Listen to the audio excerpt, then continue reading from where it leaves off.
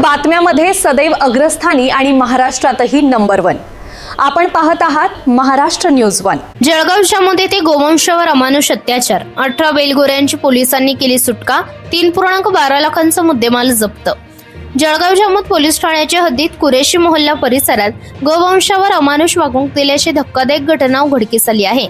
गुप्त माहितीच्या आधारे पोलिसांनी नगर परिषदेच्या ओपन स्पेस जवळ छापा टाकला असता कत्तलीच्या उद्देशाने 18 गोवंशीय जनावरे निर्दयपणे बांधून ठेवलेली आढळून आली।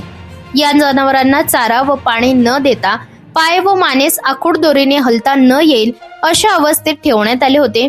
पोलिसांनी पंचसक्षम 8 पांढरे मोठे बैल, 6 तांबडे बैल तसेच 4 गोरे असे एकूण 18 जनावरे ताब्यात घेतली असून त्यांची एकूण किंमत सुमारे 3,12,000 रुपये आहे।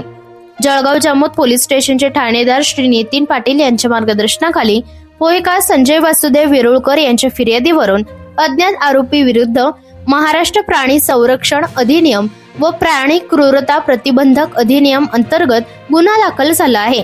पुढील तपास पोलीस उपनिरीक्षक नारायण सरकटे यांच्या मार्गदर्शनाखाली सुरू आहे।